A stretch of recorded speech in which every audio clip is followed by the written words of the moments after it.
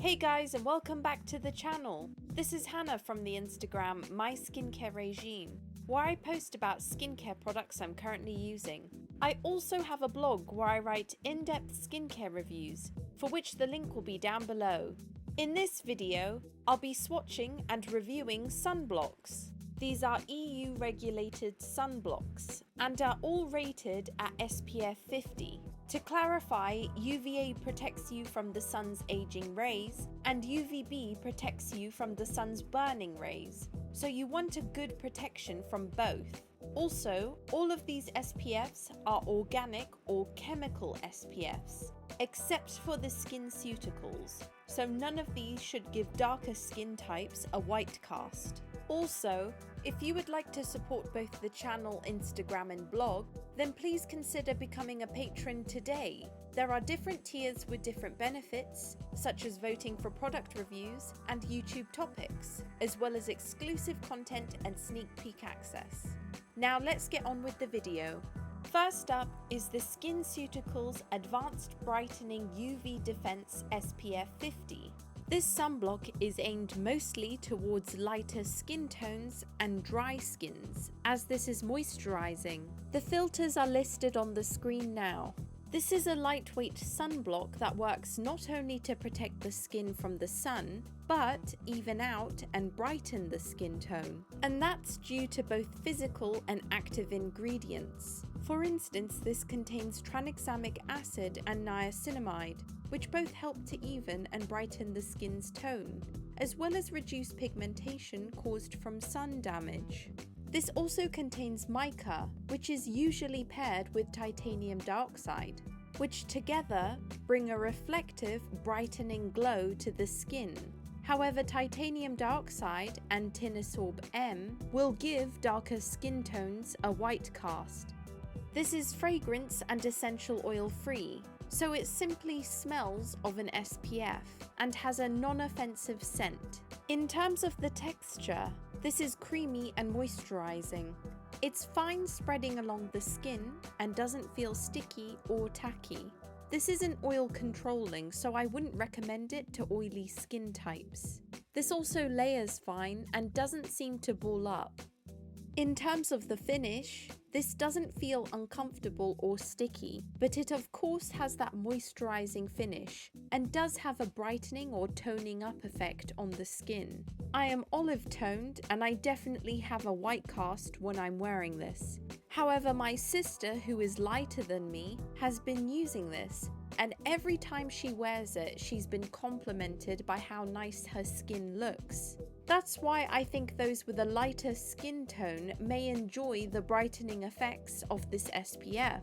For me personally, it's a pass because of the white cast, which is a shame because I like that this contains both niacinamide and tranexamic acid, two ingredients which are known to brighten the skin and reduce pigmentation. Next up is the Eucerin Sun Oil Control Face Protection Sun Cream for oily and blemish-prone skin. This is a sunblock that has a mattifying effect and aims to absorb excess oil with the use of starch. This contains liquorcalcone A, which acts to help improve the photoprotective qualities of this SPF, as well as glyceratinic acid, which helps in cell repair caused from sunlight damage. L-carnitine is also included to help with sebum control. The filters are listed on the screen. This is supposed to provide a long-lasting anti-shine effect on the skin for up to 8 hours. It's hard to tell in one application because of course you need to reapply SPFs every 2 hours. However, I will say upon initial application, this does give the skin a matte finish. I have worked out in the SPF and it didn't make me look overly greasy or shiny. This also contains no fragrance and is meant to be tolerated by not only sensitive skins, but acne-prone skins, i.e. patients on topical acne medication. I really like the packaging as it's travel friendly, and the pump dispenses a good amount of product, and in terms of the scent, I get no fragrance from this. In terms of the texture, the brand state that this has an ultra light and non-greasy texture. I would agree that this doesn't feel heavy, but this product does not disappear into the skin like liquid SPFs do.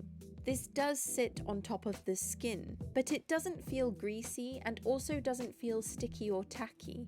Initially, this is creamy and moisturizing. It makes this easy to spread along the skin and disappears once dried down. I will say that due to the starch and silicone base, this does ball up if I itch or scratch my face. This also balls up under my mask pretty badly, of course where the mask rubs against my skin. Due to the balling up nature of this product, I did end up having to use this specifically as a hand SPF only. There, it sat more comfortably on the skin, so therefore this SPF ended up being a miss for me.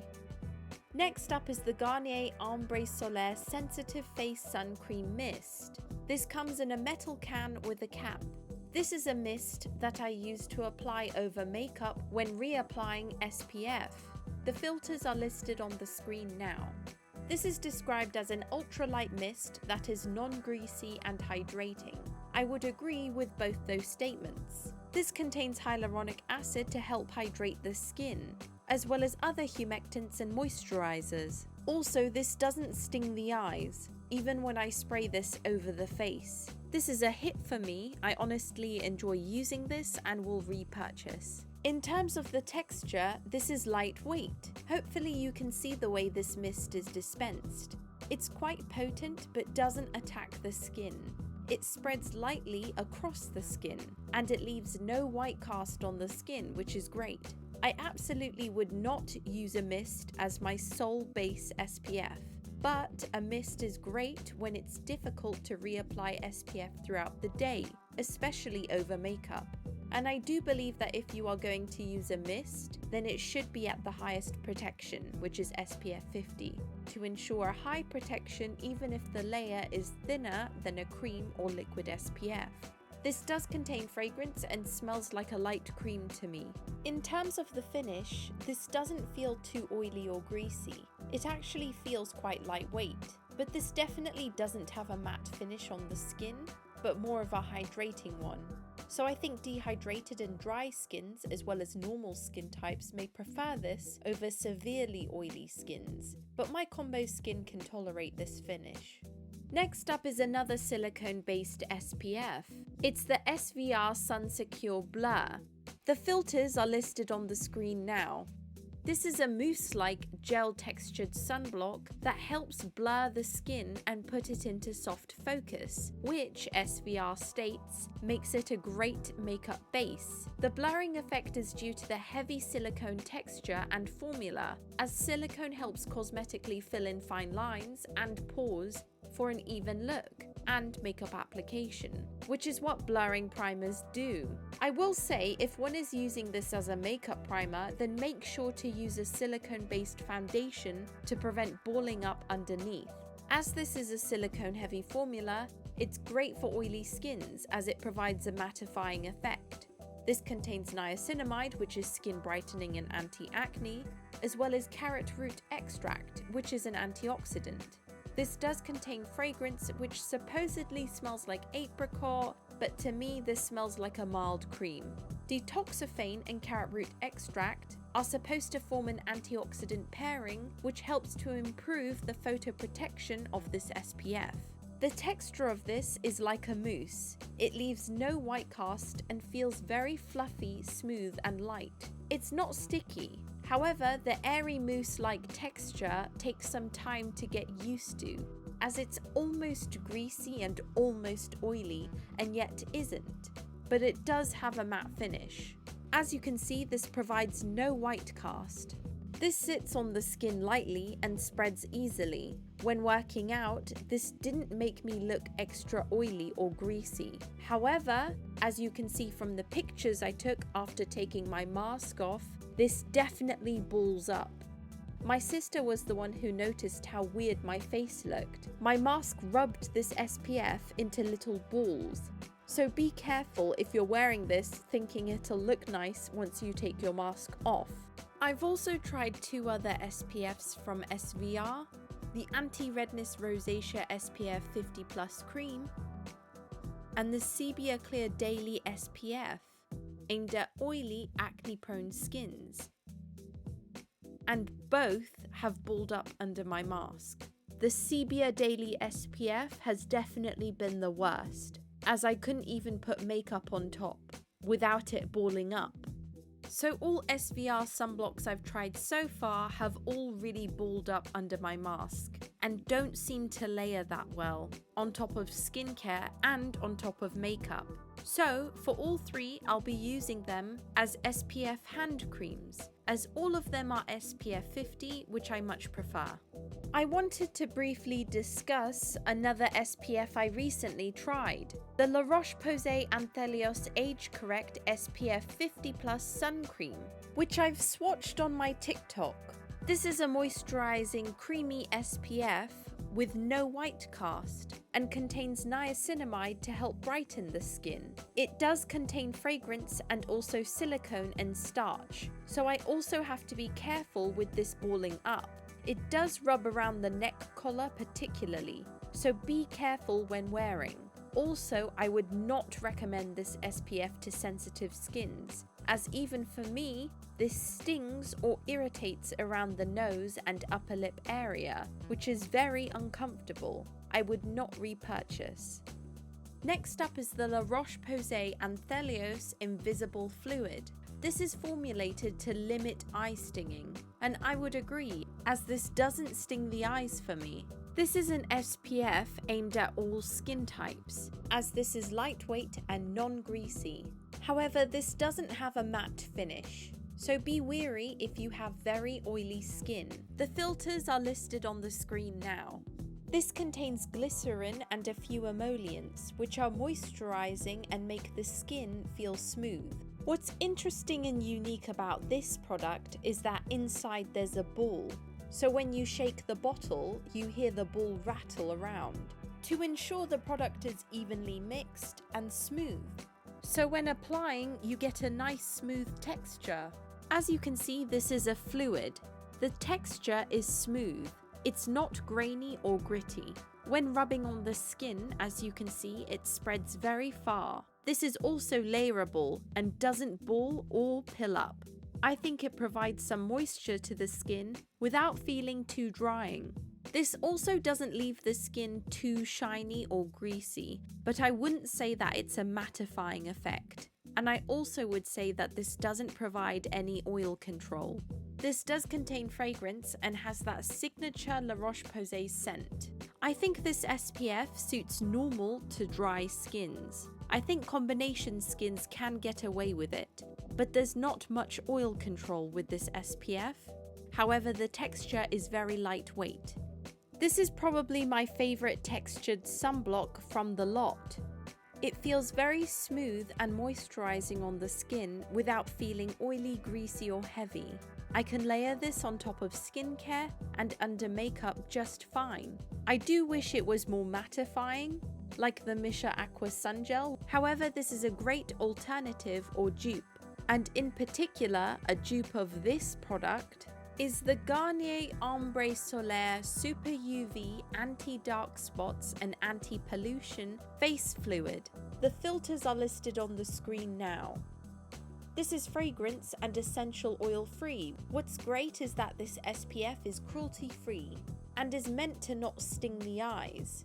This is a lightweight SPF containing hyaluronic acid to help hydrate the skin and vitamin E. However, I think the vitamin E is simply used as a preservative. This contains glycerin for hydration and Thermus thermophilus ferment, which is the product of the fermentation of thermophilus, which is skin conditioning. And it's also in the mist. This contains emollient ingredients which help moisturize the skin. I don't really get any strong scent from this either, i.e. it's not off-putting. This is an SPF aimed towards all skin types. I think all skin types could use this, but in particular, normal to combination skins, as this doesn't have a mattifying finish for oily skins and isn't intensely moisturizing or thick for severely dry skins. The finish isn't oily or greasy, but I also wouldn't call it a fully dry matte finish. It's somewhere in between. This certainly doesn't feel thick or heavy on the skin and can definitely breathe. This does stay in place, and I don't find that the SPF slides along the skin like the SVR Sunblock kind of does. People ask what is the difference between the Garnier and Larocheposay sun fluids. The Garnier does not contain fragrance and the Larocheposay does.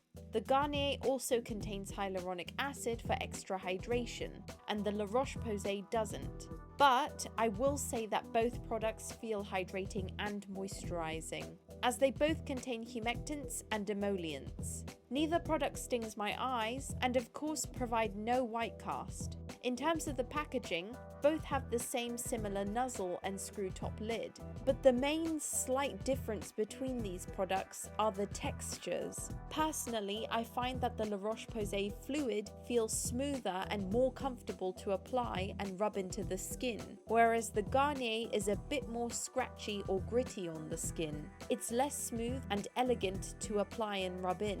I think this might be due to the small ball inside the Laroche-Posay bottle, which when you shake the bottle probably breaks down any potential grittiness in the product, whereas the Garnier bottle does not have this small ball. And I'm wondering if the difference in price could also be due to this slight yet important difference in packaging. However, the Garnier is cheaper than the Laroche-Posay, so of course you can buy 2 bottles for the price of 1. So ultimately it's up to you which one to purchase and try. So there you have it, those are the products. Overall, my favourite 2 SPFs are the Laroche-Posay and the Garnier Fluid, due to how lightweight they are. My least favourites are probably the Eucerin and the SVR, because I really don't like SPFs balling up. I think the Skinceuticals is good, it just didn't match my skin tone. And the mist is really good, I find, over makeup.